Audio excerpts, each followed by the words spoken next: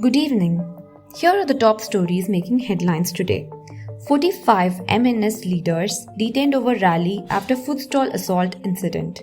Several leaders and activists of the Maharashtra Navnirman Sena were detained by the police ahead of a proposed protest rally in Mira Bhayandar town of Thane district. Videos of several MNS activists, including women, packed in police vans have surfaced on social media, but the number of people detained has not been revealed. Chief Minister Devendra Fadnavis has maintained that permission had been granted for the rally, but the party insisted on a specific route which posed law and order challenges.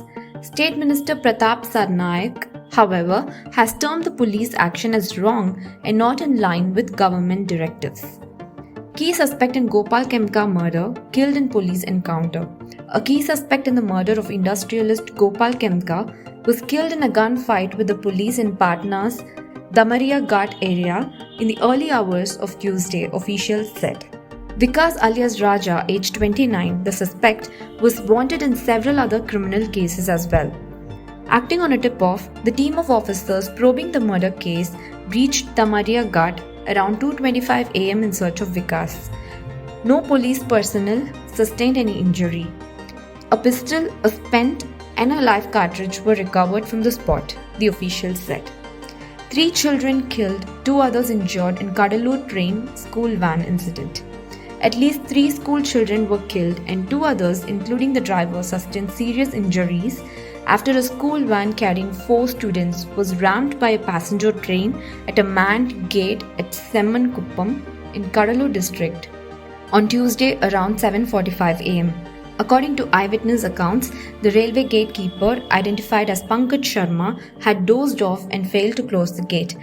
However, preliminary inquiries by officials suggested that while the gatekeeper went to close the gate, the van driver insisted to allow the van to cross the gate, which should not have been permitted. One other student has been injured and admitted to the government hospital, Cuddalore. US extends suspension of tariffs on India till August 1, giving trade talks a boost. The US has extended the suspension of its April 2nd reciprocal tariffs until August 1, a move that will provide temporary relief to Indian exporters. The move will also provide additional time to governments of both countries to resolve outstanding issues and finalize a trade deal.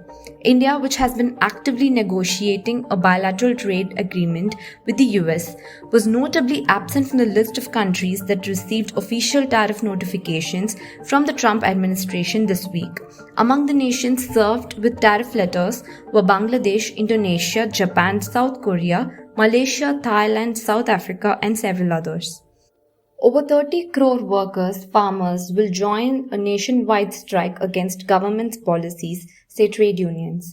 More than 25 crore workers engaged in sectors ranging from banking and insurance to postal services, coal mining, highway construction, and others are expected to go on nationwide general strike on Wednesday, July 9th, potentially disrupting services across the country.